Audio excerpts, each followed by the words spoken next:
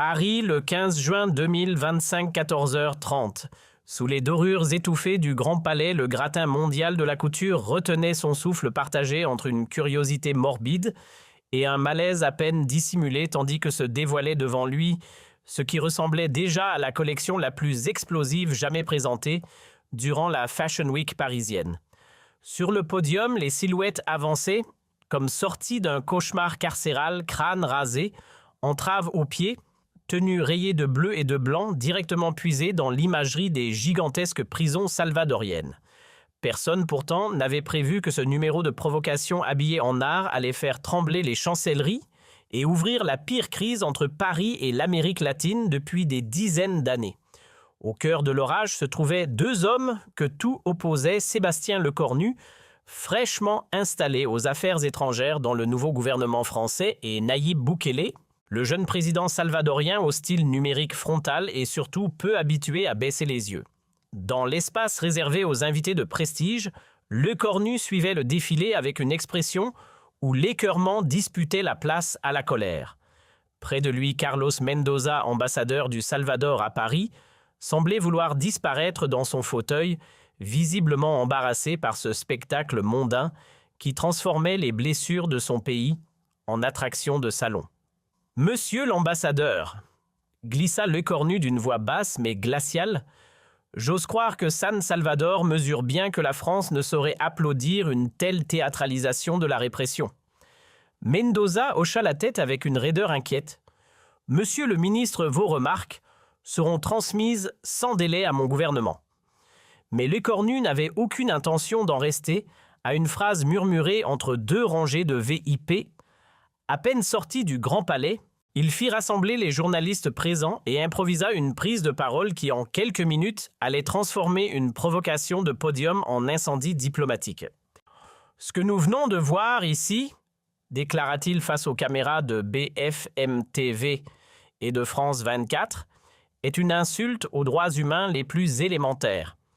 Utiliser l'image des prisonniers salvadoriens comme inspiration pour un défilé de mode parisien, c'est trivialiser la souffrance humaine et transformer en spectacle ce qui devrait nous horrifier. » Les journalistes notaient frénétiquement. Lecornu continua sa voix se faisant plus ferme. « La France, terre des droits de l'homme, ne peut rester silencieuse face aux violations systématiques des droits humains que représentent ces méga-prisons au Salvador. Monsieur Bukele peut impressionner certains avec ses méthodes autoritaires, mais nous croyons encore en la dignité humaine. Monsieur le ministre, l'interrompit une journaliste, allez-vous prendre des mesures diplomatiques?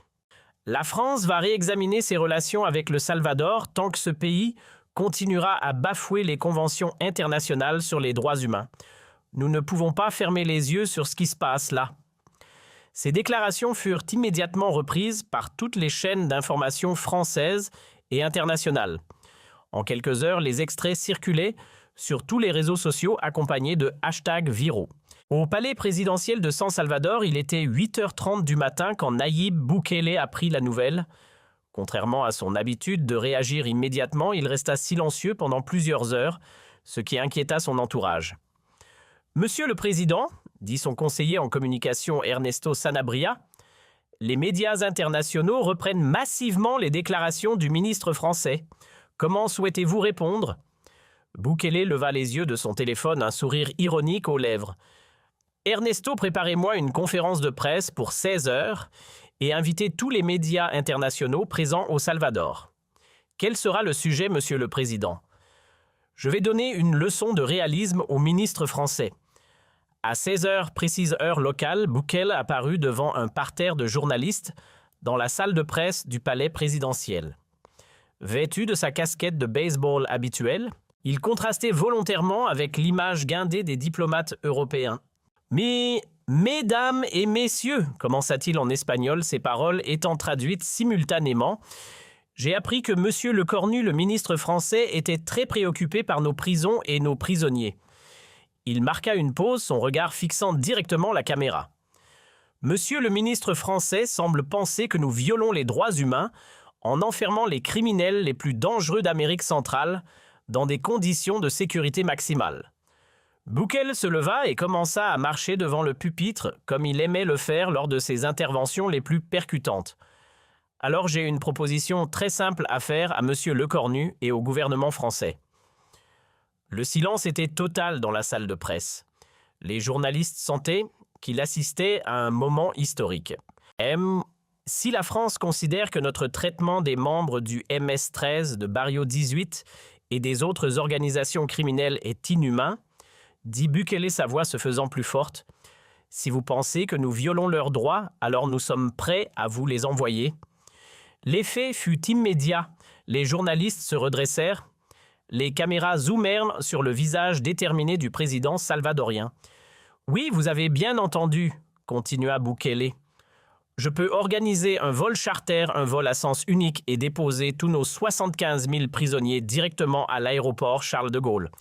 Comme ça, la France pourra leur donner le traitement humain qu'elle juge approprié. » La salle explosa, les journalistes criaient des questions, les caméras s'agitaient, les téléphones sonnaient. Bukele leva la main pour réclamer le silence. « Monsieur Lecornu, dit-il en regardant directement la caméra, vous qui donnez des leçons de droits humains depuis vos beaux salons parisiens, êtes-vous prêt à accueillir ces criminels dans vos banlieues? Êtes-vous prêt à expliquer aux familles françaises pourquoi vous préférez protéger les droits des assassins plutôt que ceux des victimes? Parce que c'est exactement ce que nous faisions avant, nous respections les droits humains de ces criminels. Et vous savez ce qui se passait? Ils tuaient 105 personnes par jour au Salvador. 105 personnes par jour, monsieur le ministre français. » Bukele revint vers le pupitre, ses mains posées fermement sur le bois. « Alors voici ma proposition officielle au gouvernement français si vous voulez ces prisonniers. Ils sont à vous. Je peux les mettre dans un avion demain matin. Mais ne venez plus jamais me donner de leçons sur les droits humains quand vous n'avez jamais eu à faire face à ce que nous avons vécu. »« Monsieur le Président !» cria un journaliste. « Êtes-vous sérieux? Allez-vous vraiment envoyer vos prisonniers en France ?» Bukele sourit ce sourire mi-ironique, mi-déterminé qui était devenu sa marque de fabrique. « Essayez-moi. Donnez-moi juste l'accord de monsieur Lecornu et je commence les préparatifs cet après-midi. » Les images de cette conférence de presse firent le tour du monde en quelques minutes. Sur les réseaux sociaux, des hashtags devinrent rapidement viraux accompagnés de mèmes et de commentaires enflammés. À Paris, il était 23 heures quand Lecornu, réveillé par son chef de cabinet, Pierre Dubois, découvrit l'ampleur de la crise qu'il venait de déclencher. « Monsieur le ministre, le président Bukele vient de vous proposer publiquement d'envoyer 75 000 prisonniers en France. Les réseaux sociaux sont en ébullition. L'Élysée demande des explications. » Lecornu, encore en pyjama dans son appartement ministériel, regardait les extraits de la conférence de presse sur son téléphone. Il ne peut pas être sérieux. Si monsieur le ministre, et ses déclarations font déjà la une de tous les médias latino-américains, il est en train de devenir un héros populaire. Lecornu comprit immédiatement qu'il venait de commettre une erreur majeure. En s'attaquant à Bukele, il avait déclenché une riposte qu'il n'avait pas anticipée. Le président salvadorien venait de retourner complètement la situation en le mettant face à ses contradictions. Le lendemain matin, l'affaire Lecornu-Bukele dominait tous les journaux français. Le Figaro titrait « Lecornu provoque une crise diplomatique avec le Salvador ». Le Monde analysait « Quand la diplomatie française se heurte au populisme latino-américain ». Libération questionnait « Droits humains qui a raison entre Lecornu et Bukele ». De son côté, Bukele continuait d'alimenter le feu avec des tweets percutants. « Monsieur Sébastien Lecornu, nous attendons toujours votre réponse. L'avion est prêt? Vos banlieues sont-elles prêtes? » Puis, la France qui donne des leçons au Salvador sur les droits humains, c'est comme si la Corée du Nord donnait des leçons de démocratie à la Suisse. Et encore, message personnel à monsieur Lecornu, venez passer une semaine dans nos prisons. Après, on rediscutera des droits humains. Chaque message était relayé massivement, générant des vagues de commentaires et de mèmes. L'opinion publique internationale se divisait clairement. D'un côté, les défenseurs des droits humains soutenaient Lecornu. De l'autre, une majorité grandissante admirait la répartie de Bukele. Dans son bureau du quai d'Orsay, Lecornu tentait de limiter les dégâts. Il avait convoqué une réunion de crise avec ses conseillers diplomatiques. « Monsieur le ministre », expliquait son directeur de cabinet, Nous devons répondre rapidement. Le silence est interprété comme une faiblesse. Que propose notre ambassade à San Salvador? L'ambassadeur recommande une désescalade. Il suggère de préciser que vos critiques portaient sur le défilé parisien, pas sur la politique salvadorienne. Le cornu secoua la tête. C'est trop tard pour reculer. Cela paraîtrait lâche. Alors que proposez-vous? Le cornu réfléchit quelques instants. Nous allons hausser le ton. Préparez-moi une déclaration ferme sur les valeurs démocratiques. L'après-midi même, Le Cornu organisait sa propre conférence de presse au Quai d'Orsay. Face aux journalistes français et internationaux, il adopta un ton solennel. La France ne se laissera pas intimider par les provocations de dirigeants autoritaires, déclara-t-il. Quand un président utilise la rhétorique de la menace pour éviter de répondre aux critiques légitimes sur les droits humains, il montre sa vraie nature. Monsieur Buckle peut faire tous les tweets qu'il veut, organiser toutes les provocations qu'il souhaite. La France continuera à défendre les valeurs démocratiques et les droits humains partout dans le monde. Mais au lieu de calmer la situation, cette déclaration eut l'effet inverse. Bukele y vit une nouvelle provocation et décida d'élever encore le niveau. Le soir même, depuis son bureau présidentiel, il organisa un live Instagram, suivi par plus de 2 millions de personnes en direct. « Mes amis », dit-il face à la caméra, « Monsieur Le Cornu vient de me traiter de dirigeant autoritaire. Vous savez ce qui est autoritaire? Laisser les criminels terroriser la population pendant des décennies. » Il se leva et marcha vers une carte du Salvador accrochée au mur. « Regardez ces chiffres. Avant notre arrivée au pouvoir, le Salvador avait le taux d'homicide le plus élevé au monde, 105 morts par jour. Nos mères ne pouvaient pas sortir de chez elles. Nos enfants ne pouvaient pas aller à l'école. » Il revint face à la caméra. « Et aujourd'hui, nous sommes le pays le plus sûr d'Amérique latine. Grâce à quoi? Grâce à nos violations des droits humains. Alors oui, monsieur Le Cornu, je suis autoritaire avec les criminels et je suis fier de l'être. Nos citoyens honnêtes méritent de vivre sans peur. » Puis il ajouta avec un sourire ironique, « Mais l'offre tient toujours. Si la France veut nos prisonniers, elle peut les avoir. Je commence même à penser que ce serait un beau cadeau pour l'Europe. Vous pourrez expérimenter vos théories sur les droits humains en pratique. » Cette intervention fut vue par des millions de personnes et partagée massivement. Bukele venait de transformer une crise diplomatique en spectacle médiatique global et il était clairement en train de gagner la bataille de l'opinion publique. Aux États-Unis, de nombreux politiciens conservateurs commencèrent à le soutenir publiquement. Donald Trump Jr. tweeta « Bukele a raison, les gauchistes européens donnent des leçons depuis leur tour d'ivoire sans jamais affronter la réalité. » En Amérique latine, le soutien à Bukele était encore plus massif. Les présidents de plusieurs pays exprimèrent leur solidarité avec le Salvador. Le président colombien déclara « Bukele a eu le courage de dire ce que beaucoup d'entre nous pensent sur l'hypocrisie européenne. » Face à cette vague de soutien international pour Bukele Le Cornu, comprit qu'il était en train de perdre cette bataille diplomatique. Pire encore, il commençait à recevoir des critiques au sein même du gouvernement français. Le Premier ministre le convoqua pour une réunion d'urgence. Et Sébastien, cette affaire Bukele est en train de devenir un problème majeur. Les sondages montrent que 60% des Français comprennent la position du président salvadorien. « Comment est-ce possible ?» demanda Le Cornu stupéfait. « Parce que les Français aussi ont peur de la criminalité. Quand ils voient Bukele expliquer qu'il a arrêté 105 morts par jour, ils se disent qu'il a peut-être raison. Mais enfin, nous ne pouvons pas cautionner des violations des droits humains. Le Salvador est passé du pays le plus dangereux au monde au plus sûr d'Amérique latine. C'est un fait. » Le Cornu quitta cette réunion complètement démoralisé.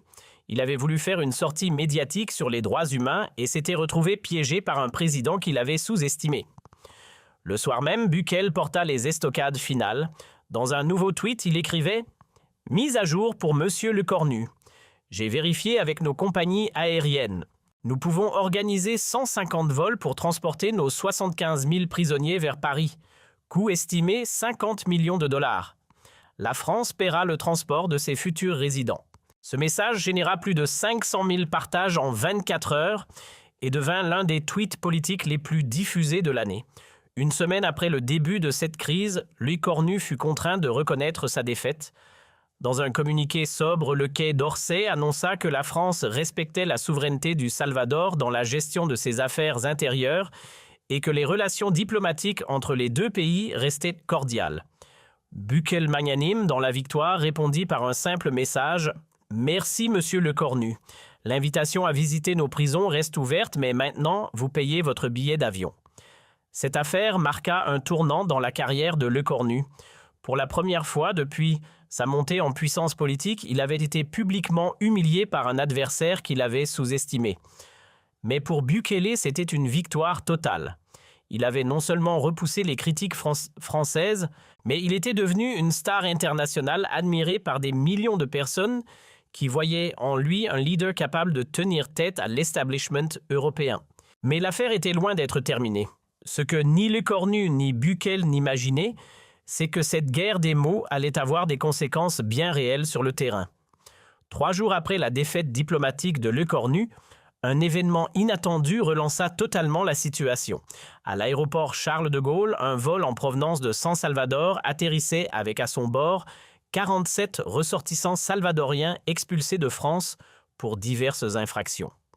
Ce qui était une procédure administrative habituelle prit soudain une dimension politique explosive quand l'un des expulsés, Carlos El Flaco Ramirez, déclara aux journalistes salvadoriens venus couvrir l'arrivée « Merci monsieur Le Cornu de nous avoir envoyés chez nous. Maintenant, on sait ce que pense la France des Salvadoriens. » Bukele, toujours à l'affût d'une opportunité médiatique, saisit immédiatement l'occasion. Lors d'une conférence de presse organisée directement sur le tarmac de l'aéroport de San Salvador, il accueillit personnellement les expulsés. « Regardez cette ironie !» déclara-t-il face aux caméras. « Monsieur Le Cornu critique nos prisons, mais il nous renvoie ses propres criminels. La France expulse, mais nous serions les violateurs des droits humains. » Il se tourna vers Carlos Ramirez menotté entre 2 policiers salvadoriens. « Carlos, dis-moi comment étaient tes conditions de détention en France. »« Monsieur le Président, » répondit Ramirez avec un sourire narquois, « en France, j'avais ma propre cellule, la télévision, 3 repas par jour, et je pouvais appeler ma famille tous les jours. » Bukele fit mine d'être étonné. « Ah, vraiment, et maintenant que tu es chez nous ? Maintenant, je vais dans vos méga-prisons que monsieur Le Cornu trouve si terribles. » « Parfait, » dit Bukele en regardant directement la caméra. « Carlos va pouvoir comparer personnellement le système français et le système salvadorien. Je propose à monsieur Le Cornu de venir interviewer Carlos dans 6 mois pour voir lequel des 2 systèmes l'a le mieux réhabilité. » Cette séquence, filmée en direct et diffusée sur toutes les chaînes du Salvador, fit sensation. Bukele venait encore une fois de retourner la situation, transformant les expulsions françaises en nouvelle occasion d'attaquer Le Cornu. À Paris, dans son bureau du Quai d'Orsay, Le Cornu regardait les images avec un sentiment d'impuissance grandissant. « Comment fait-il » demanda-t-il à ses conseillers. « Comment arrive-t-il à transformer chaque situation à son avantage ?» « Monsieur le ministre, » répondit son directeur de la communication, « Bukele maîtrise parfaitement les codes de la communication moderne. Il transforme la politique en spectacle permanent. » Et nous, que pouvons-nous faire ? Rien. Chaque fois que nous répondons, nous tombons dans son piège. Il nous entraîne sur son terrain. Mais Le Cornu n'était pas homme à baisser les bras facilement. Il décida de changer de stratégie et de porter le débat sur un terrain qui lui était plus favorable, les institutions internationales.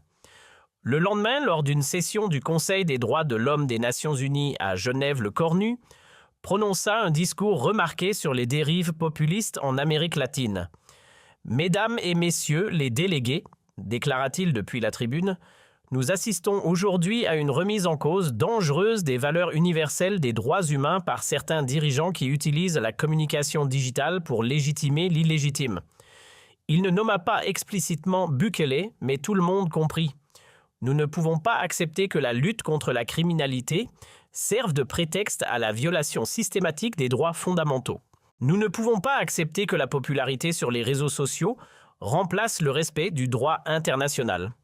Ce discours fut applaudi par les délégations européennes et occidentales. Le Cornu pensait avoir enfin repris l'initiative. Il n'avait pas compté sur la réactivité de Bukele. Quelques heures après le discours de Genève, le président salvadorien organisait une session spéciale du Parlement de son pays pour répondre directement aux accusations de Lecornu.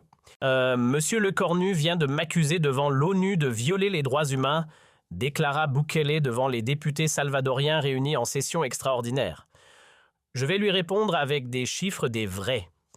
Il se dirigea vers un grand écran installé spécialement pour l'occasion. Regardez ces statistiques officielles avant notre politique de sécurité: 105 homicides par jour au Salvador, après notre politique 5 homicides par jour. Il fit défiler d'autres graphiques: extorsion en moins kidnapping, en moins viol, en moins cambriolage, en moins. Puis il se tourna vers les caméras. Monsieur Lecornu, expliquez-moi qu'est-ce qui viole le plus les droits humains? Enfermer des criminels dans des prisons sécurisées ou laisser ces criminels tuer 105 personnes par jour, 5 morts par jour. Monsieur le ministre français, c'est comme si un Boeing 137 s'écrasait chaque jour au Salvador tous les jours pendant des années. Et nous avons arrêté ces crashs. Il marqua une pause dramatique. Alors maintenant, vous allez me dire que j'ai tort de sauver des vies parce que je ne respecte pas les standards européens des prisons. L'Assemblée salvadorienne explosa en applaudissements. Bukele leva la main pour réclamer le silence. « Ah, mais j'ai une autre proposition pour Monsieur Lecornu. Puisqu'il pense que nos méthodes sont mauvaises, je l'invite officiellement à venir passer 1 mois au Salvador.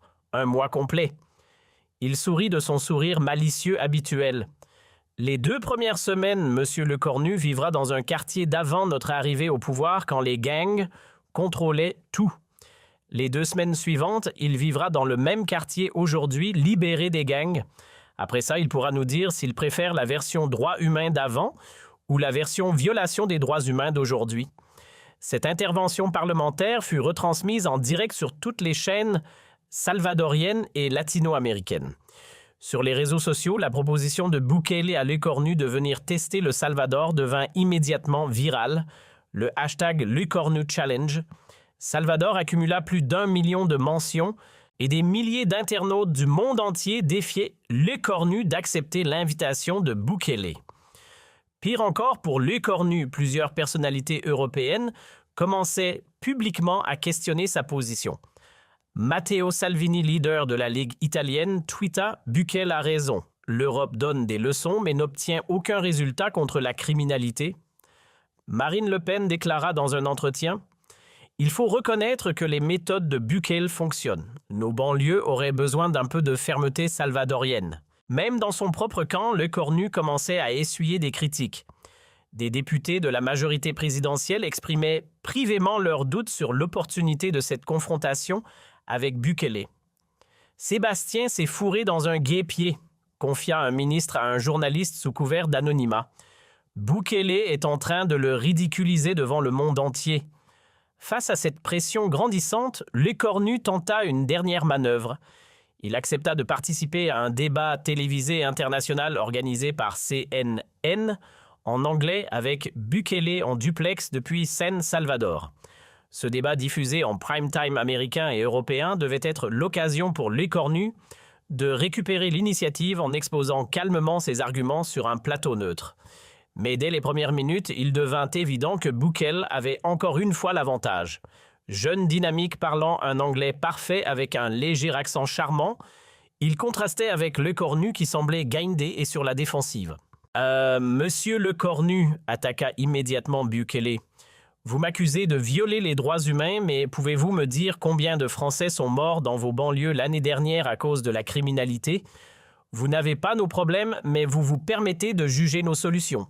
C'est exactement cela l'arrogance européenne.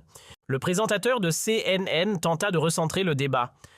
Monsieur le président Bukele, mais ne pensez-vous pas que certaines conditions dans vos prisons sont... Attendez, coupa Bukele. Avant de parler de conditions de prison, parlons de résultats. Monsieur Lecornu, acceptez-vous que nous ayons sauvé des milliers de vies? Lecornu se trouvait dans une position impossible. S'il admettait les résultats de Bukele, il légitimait ses méthodes. S'il les niait, il paraissait déconnecté de la réalité. « Les résultats ne justifient pas tous les moyens », finit-il par répondre. « Ah bon ?» répliqua Bukele. Alors expliquez cela aux mères salvadoriennes qui peuvent enfin dormir tranquilles la nuit. Expliquez cela aux enfants qui peuvent aller à l'école sans craindre pour leur vie. Il se pencha vers la caméra. « Monsieur Lecornu, vous vivez dans un pays sûr depuis votre naissance. Moi, j'ai dû créer cette sécurité pour mon peuple.